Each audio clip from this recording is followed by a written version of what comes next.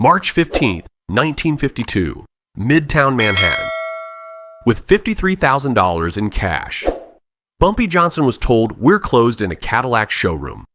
By nightfall, deliveries froze. By morning, business collapsed. This wasn't anger or revenge, it was leverage time to the minute.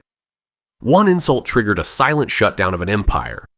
So how did Bumpy make Manhattan obey without firing a shot? To understand that answer, the story goes back to the moment the door closed.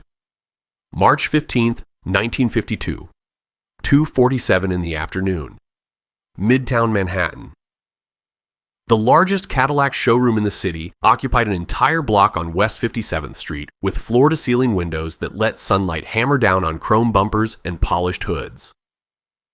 240 people were inside that afternoon. Salesmen in tailored suits, secretaries typing purchase orders, mechanics in coveralls with grease under their fingernails. Customers walking the floor running their hands along leather seats. At 2:47, Bumpy Johnson walked through the front door, carrying $53,000 in cash wrapped in a leather satchel, and Big Sam 2 steps behind him with a .45 pressing against his ribs under his coat. The showroom went dead quiet the way a bar goes quiet when someone pulls a knife. Bumpy wore a charcoal suit cut by a tailor who understood that clothing was armor. His shoes were Italian leather polished until they reflected light like black mirrors. They clicked against the marble floor sharp and deliberate, cutting through the space like boot heels on a prison corridor.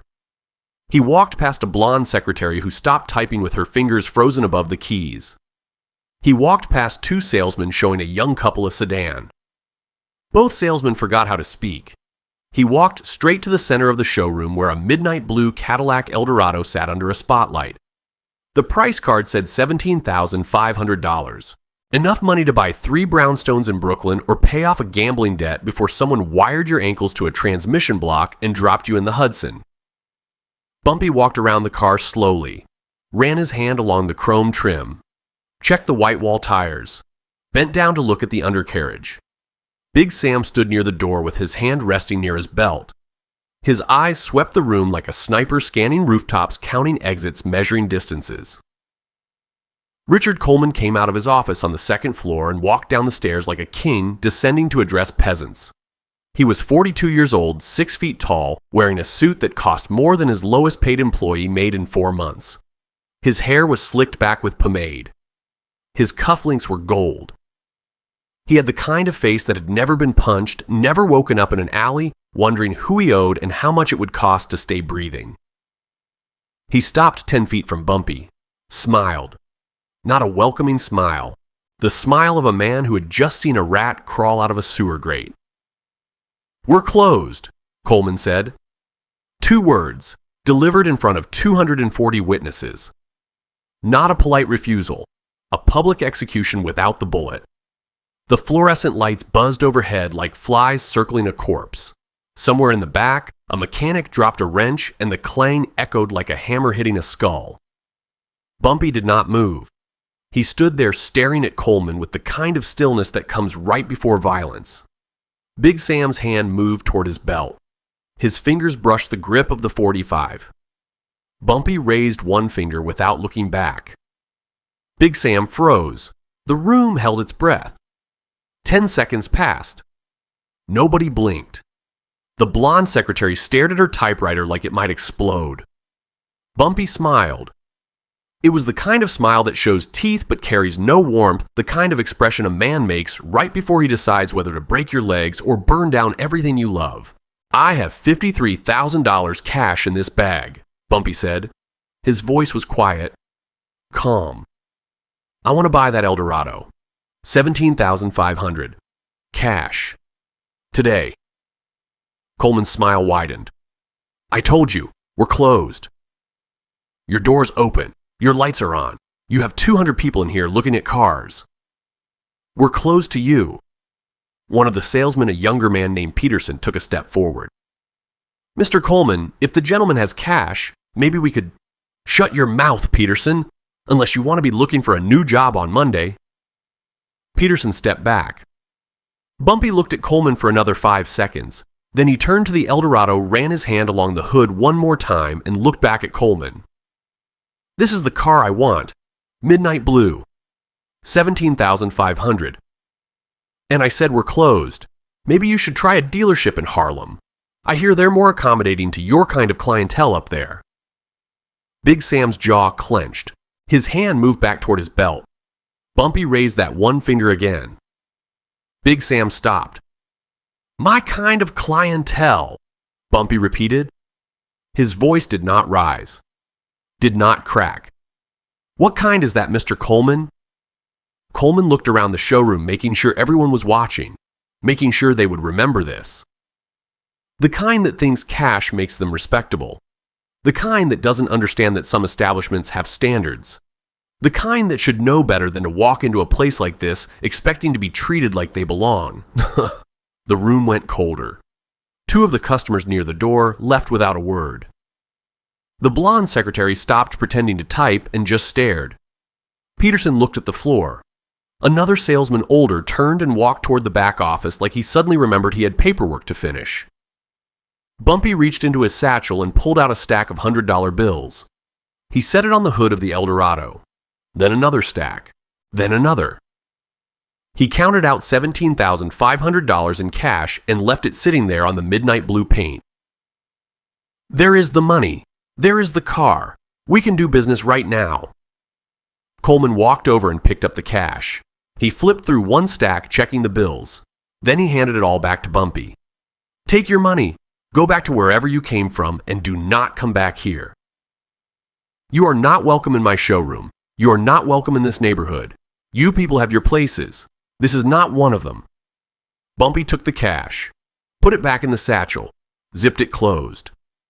The sound of the zipper was loud in the silence. He looked at Coleman for 10 more seconds. Nobody moved. Nobody breathed. Then Bumpy smiled again. That same cold smile. We'll be back, he said. His voice was soft, almost a whisper, but it carried across the showroom like a promise carved in stone. Coleman laughed, a loud, braying laugh designed to break the tension.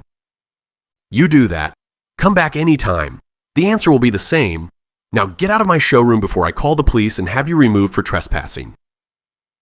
Bumpy turned and walked toward the door. Big Sam followed. Their shoes clicked against the marble in perfect rhythm. 240 people watched them leave. When the door closed, Coleman turned to his sales staff. That is how you handle these Harlem gangsters. You show them the door. You remind them where they belong. Let him go back uptown and tell his friends about the day he got turned away from a real business. A few salesmen laughed. Nervous laughter. Peterson did not laugh. The older salesman who had walked to the back office did not come out. The blonde secretary went back to typing but kept making mistakes. What Coleman did not know what he could not know because he had spent his entire life believing that money and property made you untouchable was that humiliation in front of witnesses creates a debt that gets paid in ruin. Bumpy Johnson had just been insulted in front of 240 people. He had been told his money was not good enough. He had been told to go back to where he belonged. That kind of insult does not get answered with fists or guns. It gets answered with the kind of precision that makes a man watch his empire crumble one phone call at a time while he realizes there is nothing he can do to stop it. 3 weeks earlier, 5 Italian men had offered Bumpy $50,000 to leave Harlem permanently. They had been polite, respectful. They explained it was just business. Bumpy had listened. Then he stood up, buttoned his coat, and said one word. No. Richard Coleman knew nothing about that meeting. He did not know that Bumpy had spent the last 3 weeks reinforcing every connection he had built over 20 years. Every taxi dispatcher, every union boss, every dock foreman, every person who made Manhattan actually function when you stripped away the marble floors and brass nameplates. Coleman thought power came from owning buildings and having money in the bank.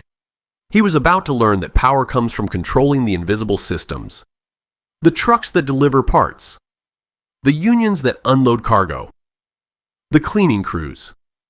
The taxi drivers. And when those systems stop, your business does not explode. It just stops breathing. One service at a time. Until you are standing in an empty building wondering why nobody answers your calls anymore. By 6 o'clock that evening, the first phone call would be made. By Monday morning, Coleman's deliveries would stop. By the end of the week, his showroom would be empty. And by the end of the month, he would understand that you do not insult a man in public unless you are certain you control everything he needs to destroy you. To understand why Richard Coleman made the worst mistake of his life at 2:47 on a Saturday afternoon, you need to understand who Bumpy Johnson actually was in 1952 and what kind of power he controlled. Bumpy was not a gangster in the way Hollywood showed it. He did not stand on street corners collecting protection money from shop owners afraid of having their windows smashed. He did not break kneecaps with baseball bats or dump bodies in the Hudson wrapped in chains. Those were the tools of men who thought fear lasted forever. Bumpy understood that fear was temporary. Fear made people call the police. Fear brought federal agents with wiretaps and subpoenas. Bumpy controlled infrastructure. The invisible systems that made Manhattan function. 300 taxi cabs that could stop picking up fares in Midtown with one phone call. 5,000 dock workers who could make a shipment sit on a pier until the cargo rotted. 200 buildings staffed by cleaning crews who could walk off the job and leave your marble floors covered in cigarette butts until customers stopped coming. Suppliers who delivered car parts, restaurant linens, construction materials, and could suddenly decide certain customers were no longer worth the fuel cost. In 1952, Bumpy Johnson sat at the center of a web that stretched from Harlem to the docks to Wall Street. He was the node that connected people who needed things with people who provided them. And when he pulled one thread, the entire structure shifted. On a Friday night 2 weeks before Coleman said, "We're closed," Bumpy sat in the back booth at Small's Paradise listening to Duke Ellington on the jukebox. Illinois Gordon sat across from him reading racing forms. Big Sam stood near the bar with a whiskey, his hand never far from the .45 under his coat. At 11:15, Marcus Brown walked in. Marcus ran the largest black-owned taxi service in New York. 300 cabs, 40 dispatchers. Marcus slid into the booth. He was 50 years old with gray at his temples and hands scarred from 20 years of changing tires before he owned the company. "You wanted to see me.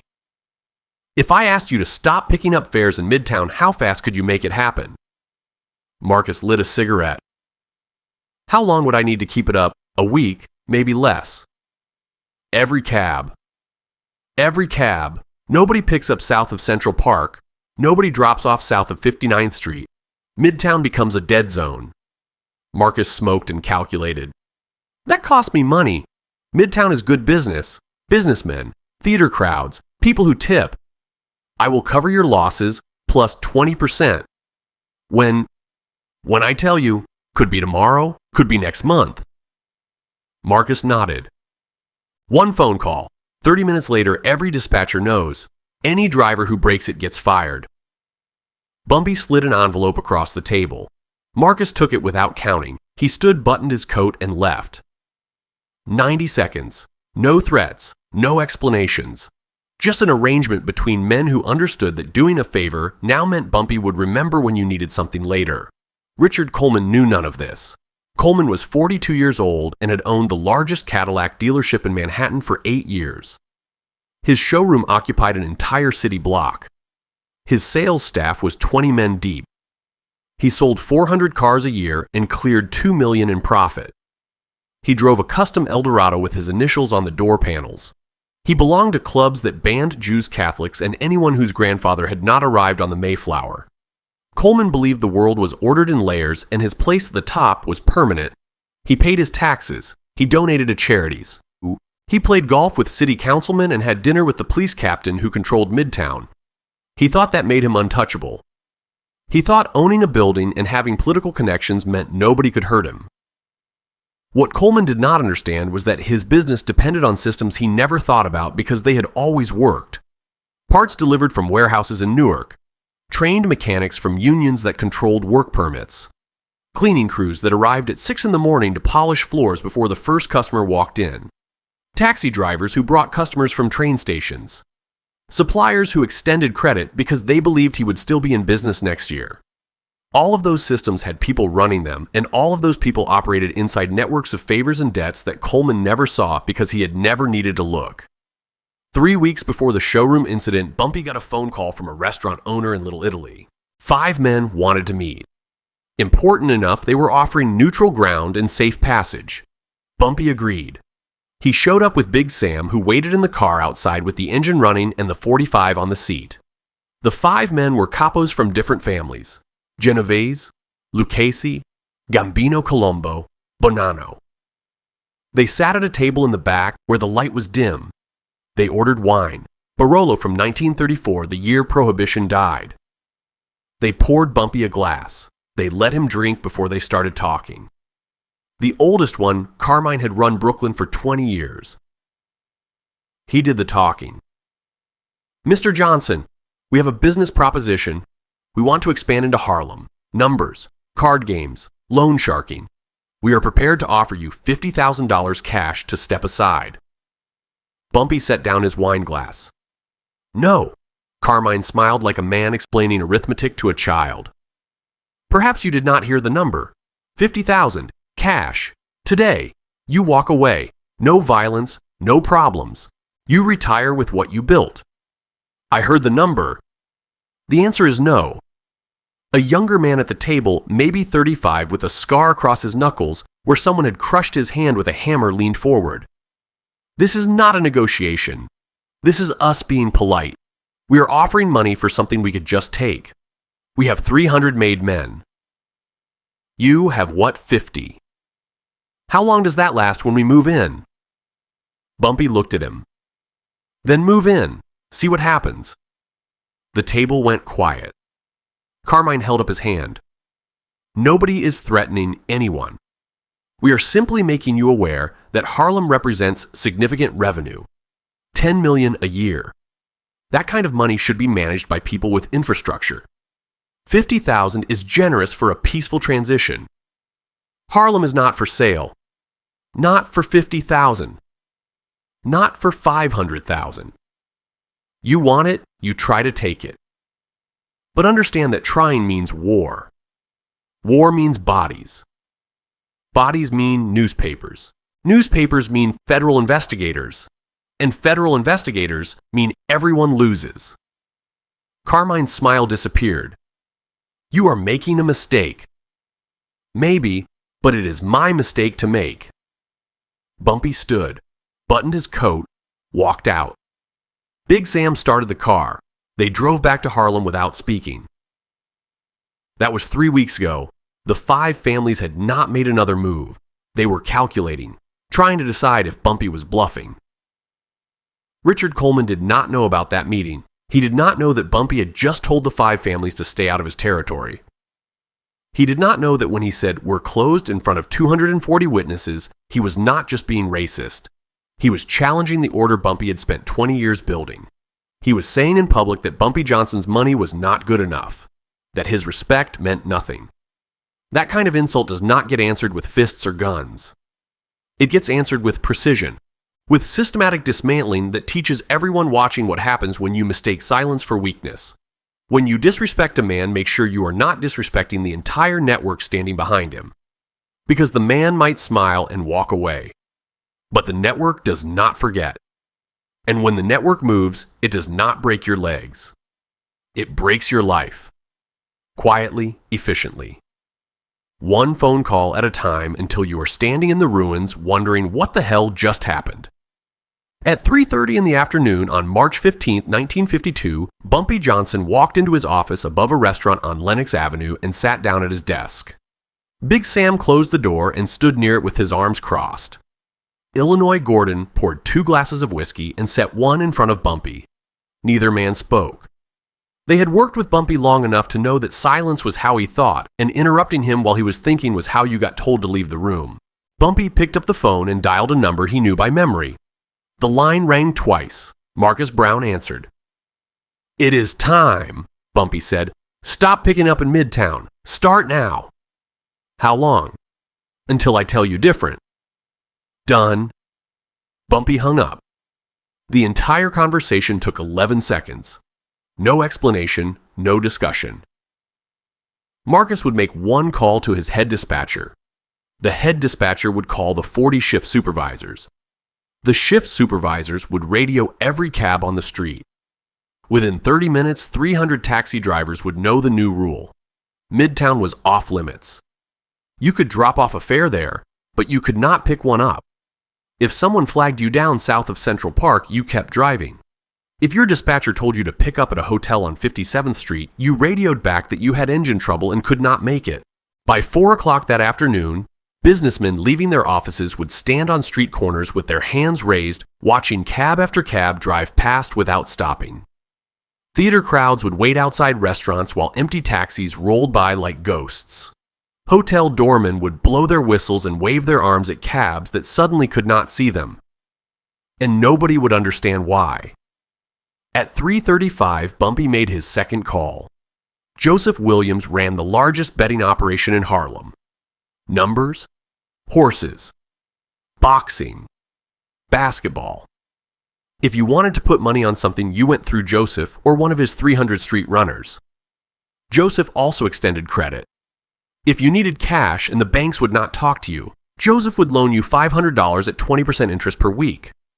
If you did not pay, Joseph sent 2 men to your house with a crowbar and instructions to break something expensive, usually furniture, sometimes bones. Joseph answered on the first ring. Bumpy, I need you to cut off anyone connected to Richard Coleman, the Cadillac dealer on West 57th, his salesmen, his mechanics, his suppliers, anyone who works for him or does business with him. No bets, no loans, no credit. If they owe you money, you collect. If they want to place a bet, you turn them away. What did Coleman do? He forgot how to show respect. When does this start? 5 minutes ago. Joseph was quiet for 3 seconds. Some of these people owe me money. A lot of money. If I cut them off, they might go somewhere else and I never see that cash. How much do they owe you total? Maybe $8,000. I will cover it, plus 10% for your trouble. Then it is done. Anyone connected to Coleman is out. I will send word to every runner by tonight. Bumpy hung up. Illinois refilled his whiskey glass. That is 2. What is 3? Sarah Mitchell?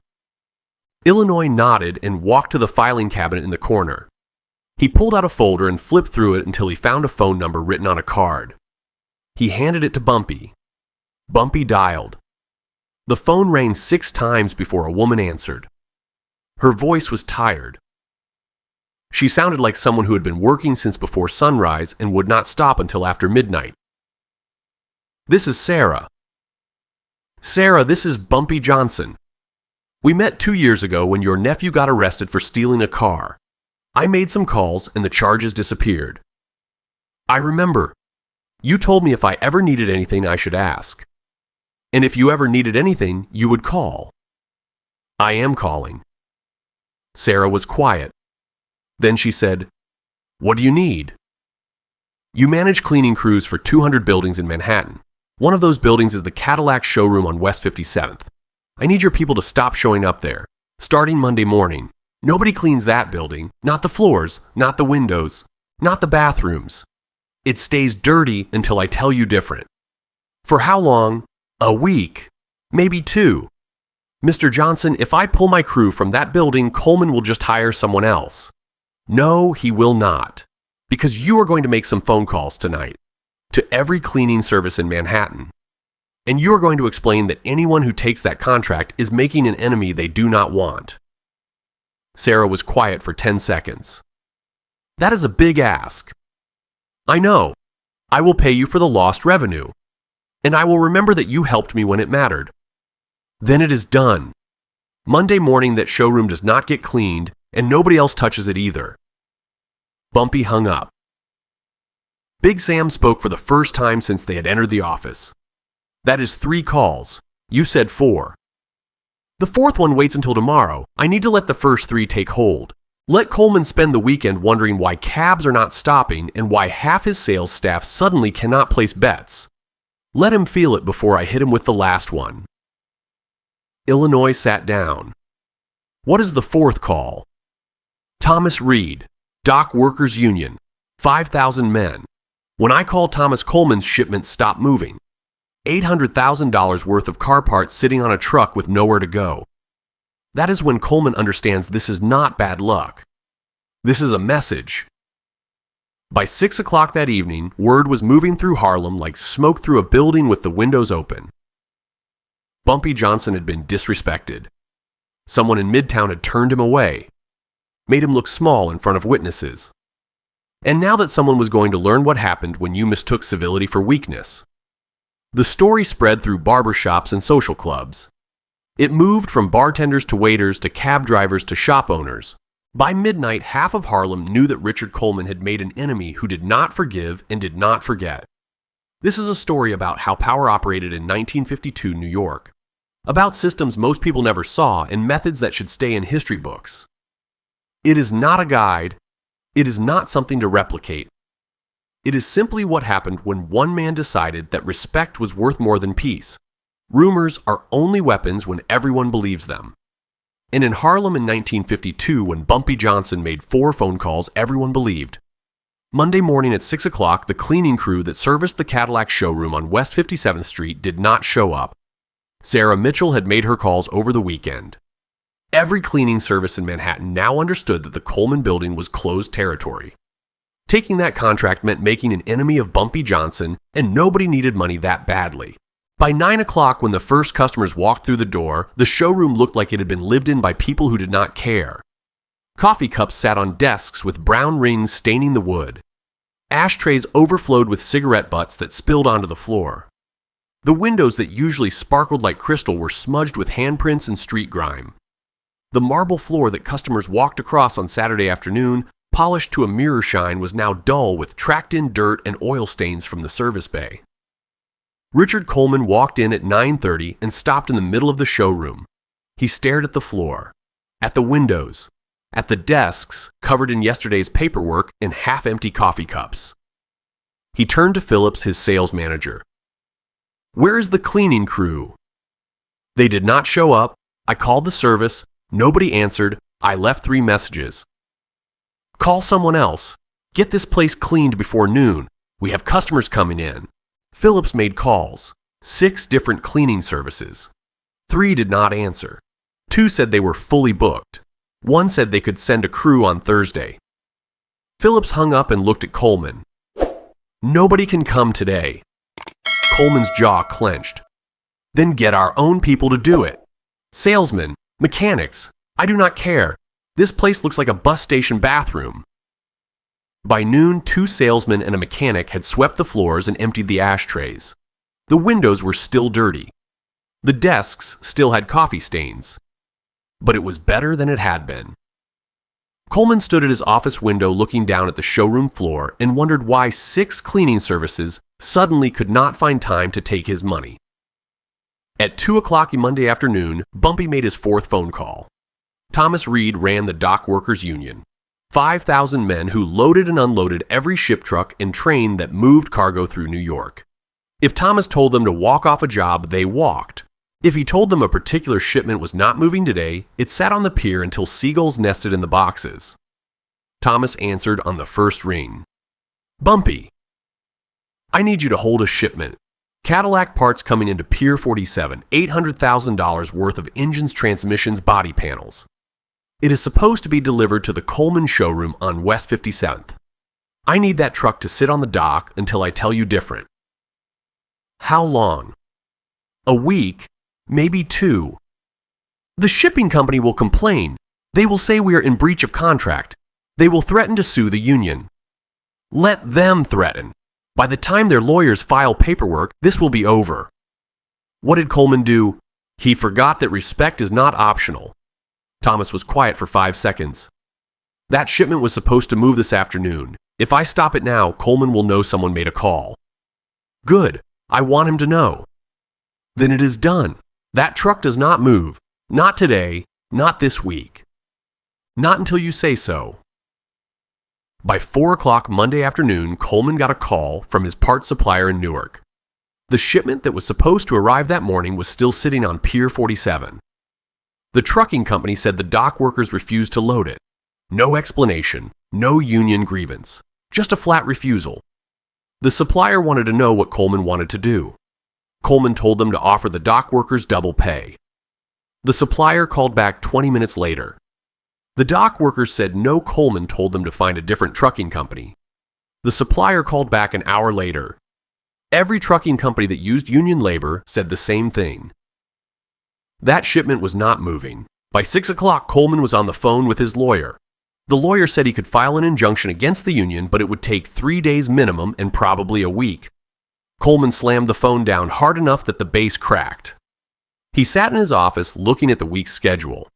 15 cars sold over the weekend waiting for parts. Customers who had put down deposits expecting delivery by Friday. $800,000 of inventory sitting on a pier because dock workers he had never met suddenly refused to do their jobs. He picked up the phone and dialed the number for Bumpy Johnson's office. Illinois Gordon answered. "I need to speak with Mr. Johnson." "Mr. Johnson is not available." "Tell him this is Richard Coleman. Tell him I know what he is doing. Tell him this is illegal and I have lawyers who will bury him." Illinois was quiet for 3 seconds. "Mr. Johnson will call you when he is ready. Until then, you should think about why your business is falling apart and what you did to make that happen." Illinois hung up. Coleman stared at the phone. His hands were shaking, not from fear, from rage. He had built this business over 8 years. He had sweated and worked and borrowed money and taken risks. And now, some Harlem gangster was dismantling it because of what? Because Coleman had refused to sell him a car. Because he had said 2 words in front of witnesses. Coleman did not understand yet. He thought this was about pride, about a man who got insulted and wanted revenge. He did not understand that this was about order, about the rules that governed who had power and how that power was maintained.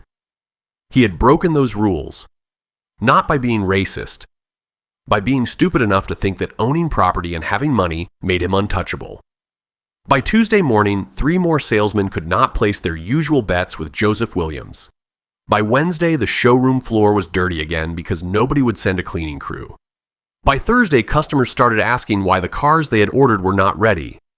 By Friday, Coleman was sitting in his office staring at invoices he could not pay and wondering how everything had fallen apart in 5 days. When the supply chain stops, power shows its face. And the face looking back at Richard Coleman was the face of a man who controlled things Coleman did not even know existed until they stopped working. By Wednesday afternoon, the showroom was open but empty. The lights were on. The doors were unlocked. The salesmen stood at their desks in pressed suits waiting for customers who did not come. The phone rang. Peterson answered.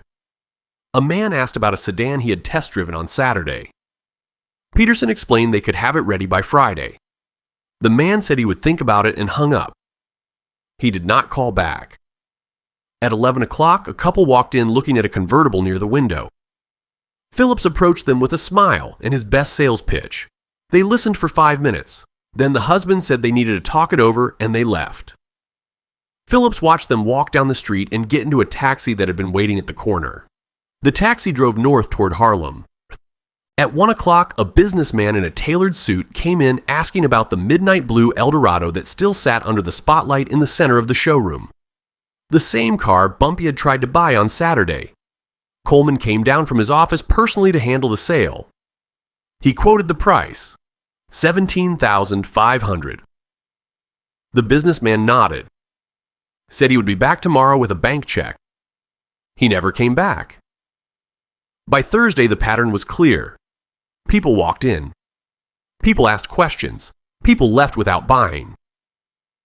The glass door opened and closed a dozen times a day, but nobody signed a contract. Nobody put down a deposit. Nobody shook hands on a deal. The showroom had become a museum. People looked, but they did not touch. Coleman stood at his office window watching the floor below. His sales staff stood around pretending to work shuffling papers, making phone calls that went nowhere. The mechanics in the service bay had nothing to do because the parts they needed were still sitting on Pier 47. Customers who had paid deposits were calling, asking when their cars would be ready. Coleman had no answer. On Friday at 3 o'clock in the afternoon, a black Cadillac pulled into the parking lot behind the showroom. Bumpy Johnson got out. Big Sam stayed in the car with the engine running. Bumpy walked to the back entrance and knocked. A mechanic opened the door, saw who it was, and went to find Coleman. Coleman came down the back stairs. He looked like he had not slept in 3 days. His tie was loose. His shirt was wrinkled. His eyes were red. He stopped 10 feet from Bumpy and stared at him. "You are killing my business." I am teaching you a lesson. About what? About refusing to sell you a car, about saying 2 words. Bumpy looked at him. About respect. You humiliated me in front of 240 people. You told me my money was not good enough. You told me to go back where I belong. You made me small in public. That cannot stand. Coleman's voice cracked. I will sell you the car. Right now. For free. Just make this stop. I do not want a gift. I want what I wanted on Saturday. To buy a car. To pay full price. To be treated like a customer instead of something you scraped off your shoe. Coleman looked at the ground. His shoulders sagged. What do you want from me? I want you to understand that this city does not run the way you think it does. You thought owning a building and having money made you powerful. You thought you could insult people and nothing would happen because your friends play golf with councilmen. You were wrong. Power does not come from property. It comes from knowing who drives the taxis and who unloads the trucks and who cleans the floors. It comes from networks you cannot see. And when those networks turn against you, your building is just walls and glass. I am sorry. I apologize. I was wrong. Just tell me what I have to do to make this end. Bumpy reached into his coat and pulled out an envelope. He counted out $17,500 in cash and held it out. I want to buy the midnight blue Eldorado, the one sitting under the spotlight. I will pay full price. You will write up the paperwork. You will hand me the keys, and you will do it with respect. Coleman took the money. His hands were shaking. And then this stops. Then the cabs come back. The parts get delivered. The cleaning crew shows up Monday morning. Your business starts breathing again. But you remember this. You remember that I could have burned your showroom to the ground. I could have sent men to break your legs and leave you in the hospital eating through a straw. I did not do that. I did something worse. I made your world stop working. And anytime you think about disrespecting someone again, you remember how it felt to watch your empire crumble because you said 2 words in public. Coleman nodded. He looked broken, hollowed out. I will remember. Good. Now go get the keys. 20 minutes later, Bumpy drove the midnight blue Eldorado out of the parking lot. Big Sam followed in the Cadillac they had arrived in. Coleman stood in the empty lot watching them leave. The sun was setting. The city was loud with traffic and voices and the sound of people going about their lives like nothing had happened. But something had happened. Richard Coleman had learned that power does not need gifts. It needs recognition. And when you refuse to give that recognition, you pay for it in ways that cannot be measured in dollars or apologies. Bumpy made the phone calls on Friday afternoon. By Monday morning, the taxis were running in Midtown again. The parts shipment moved off Pier 47. The cleaning crew showed up at 6 in the morning. Richard Coleman's business started breathing, but the damage was already done. In the 2 months after Bumpy bought the Eldorado, Coleman lost 60% of his revenue. Customers who had been loyal for years suddenly decided to buy their cars somewhere else. They did not say why. They just stopped coming. Salesmen started looking for work at other dealerships. 3 of them quit in the same week. Phillips, the sales manager who had worked for Coleman for 6 years, took a job in New Jersey and never looked back. Suppliers who had extended Coleman credit for years suddenly wanted payment up front. Cash only. No more 30-day terms. No more 60-day grace periods. The bank that had loaned him money to expand the showroom 3 years ago called and asked pointed questions about his revenue projections and whether he could make his next payment. Coleman said yes. He was lying. He could not. By August, Coleman was meeting with bankruptcy attorneys. By September, the showroom was closed. The building went to auction. A furniture company bought it for 40 cents on the dollar. The midnight blue Eldorado that Bumpy had wanted to buy on March 15th sat under that spotlight for 3 more weeks until the auction house sold it to a doctor from Connecticut who never knew its history. The building changed owners 4 more times over the next 20 years.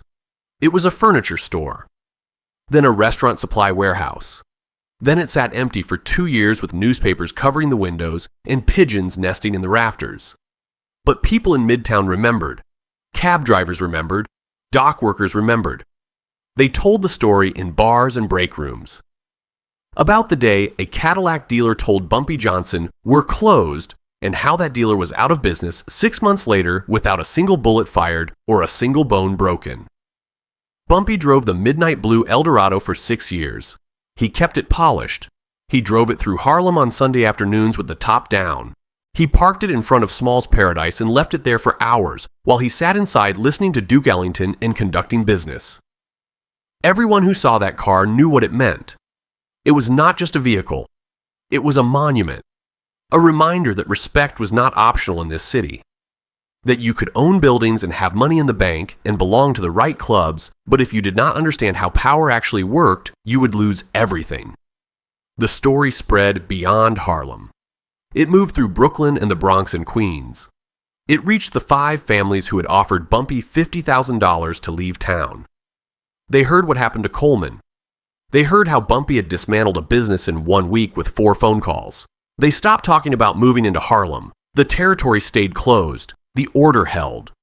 This is a story about how power operated in 1952 New York. It is not a blueprint. It is not something to admire or replicate. It is history. And history is full of men who used networks and leverage and information to control cities in ways that should never be repeated. The methods Bumpy used were effective. They were also illegal, unethical, and rooted in systems of corruption that hurt more people than they helped. But if you want to understand why Richard Coleman went from owning the largest Cadillac dealership in Manhattan to declaring bankruptcy in 6 months, you need to understand this. Real power does not come from violence. It comes from intelligence networks and respect. Violence is loud. Violence brings attention. Violence ends with police investigations and federal indictments. But leverage is quiet. Leverage moves through phone calls and whispered conversations. Leverage makes your world stop working and nobody can prove who made it happen. The men who use guns win today. The men who use leverage win forever. On March 15, 2052, Richard Coleman learned that lesson in the most expensive way possible. He said 2 words in public. "We're closed." Those 2 words cost him everything he had built. Not because Bumpy burned his building or broke his legs, because Bumpy made the systems Coleman depended on disappear like they had never existed. And for the next 20 years, every business owner in Manhattan remembered that when Bumpy Johnson walked through your door with cash in his hand and respect in his voice, you said yes. You said thank you, and you treated him like he owned the building even if his name was not on the deed. Because the alternative was learning what Richard Coleman learned. That buildings are just walls. And walls do not mean anything when the people who make the city function decide you are no longer worth their time. The lesson here isn't about crime, it's about control. Real power doesn't rush, shout, or react. It pauses, gathers information, and moves only when the outcome is already decided. In life, the people who win aren't always the loudest or the strongest, but the ones who stay calm while others panic, who think 3 steps ahead when pressure hits hardest. This story is shared for historical insight and personal reflection, not to promote violence or illegal behavior. Thank you for watching to the end. If this story made you think differently about power and patience, like the video, subscribe to the channel, and join us next time because the next story goes even deeper.